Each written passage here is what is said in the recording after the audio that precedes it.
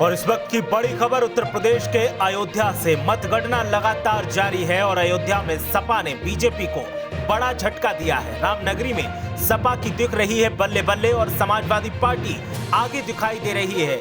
5 विधानसभा सीटों वाले अयोध्या जिले में 3 पर सपा आगे दिखाई दे रही है और मात्र 2 सीटों पर बीजेपी सिमटी दिखाई दे रही है। और जिन 2 सीटों पर बीजेपी आगे चल रही है उसमें मामूली सा अंतर दिखाई दे रहा है। तो इस वक्त की ये बड़ी खबर अयोध्या से, जहां सपा क्लीन स्वीप करती सी दिखाई दे रही है और सपा की बल्ले बल्ले रामनगरी में दिखाई दे रही है। हालांकि राम मंदिर को लेकर बीजेपी ने काफी हो हल्ला किया, लेकिन अयोध्या में ही उसका माइलेज मिलता नहीं दिखाई दे रहा है। 5 विधानसभा सीटों में से 3 पर समाजवादी पार्टी अयोध्या में आगे दिख रही है। मात्र 2 सीटों पर मामूली से अंतर के साथ बीजेपी लीड जरूर ले रही है रुझानों में, लेकिन समाजवादी पार्टी वहां भी टक्कर दे रही है। तो 5 विधानसभा सीटें अयोध्या में हैं और अयोध्या में 5 में से 3 पर सपा बम्पर बढ़त के साथ रुझानों में आगे है। मामूली से अंतर के साथ 2 सीटों पर बीजेपी आगे चल रही है। रामनगरी में सपा की चांदी दिखाई दे रही है, सपा की बल्ले बल्ले दिखाई दे रही है। इस वक्त की ये बड़ी खबर उत्तर प्रदेश में विधानसभा चुनाव के जो नतीजे हैं वो आज घोषित किए जा रहे हैं और नतीजे जो आ रहे हैं वो देख करके बीजेपी के दफ्तरों में जहां